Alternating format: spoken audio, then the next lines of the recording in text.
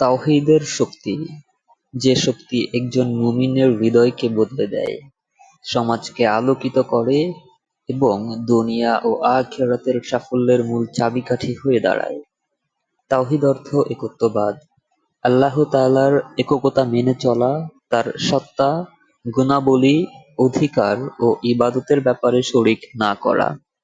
তাওহীদ তিন ভাগে বিভক্ত: আল্লাহ একমাত্র সৃষ্টিকর্তা, শুধু আল্লাহর জন্য ইবাদত, আল্লাহর গুণাবলীতে একত্ব।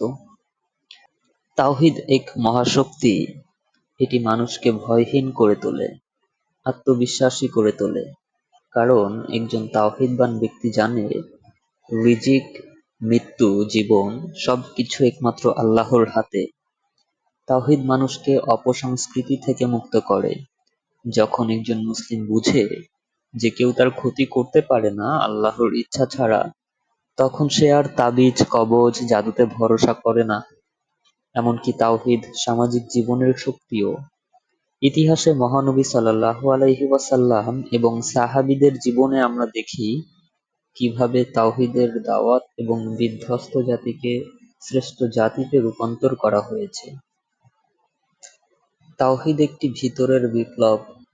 এই শক্তি মুমিনকে আত্মনিয়ন্ত্রণ শেখায়। সে অন্যের ভয়, লোভ বা প্রশংসার পেছনে দৌড়ায় না। শুধু আল্লাহর সন্তুষ্টি হয় তার একমাত্র লক্ষ্য। তাওহীদ শিক্ষা দেয়, আমি একা নই, কারণ আল্লাহ আমার সাথে আছেন।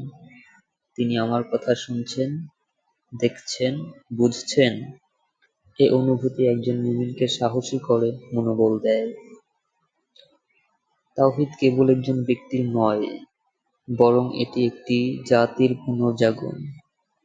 তাওহীদ কেবল একজন ব্যক্তির নয়, বরং একটি জাতির পুনর্জাগরণ।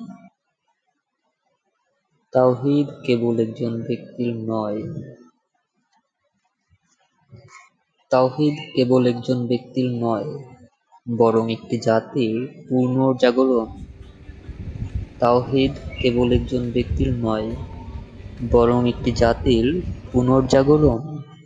তাওহীদের দাওয়াতের মাধ্যমে পৃথিবী পেয়েছিল ইনসাফ ভিত্তিক সমাজ, নারীর মর্যাদা, দাসপ্রথার অবসান এবং সকলের জন্য শান্তির বার্তা। সত্যি, তাওহীদের শক্তি ইসলামের বিজয়ের মূল কারণ। প্রিয় ভাই ও বোনেরা, তাওহীদ শুধু মুখে বলা নয়, বরং জীবনে ধারণ করার বিষয়। আসুন আমরা আমাদের চিন্তায়, আমলে, দাওয়াতে, আখলাকে সর্বত্র তাওহীদ প্রতিষ্ঠা করি। কারণ তাওহীদের শক্তি আছে যেই হৃদয়ে, সে হৃদয় শুধু আল্লাহর উপর নির্ভরশীল।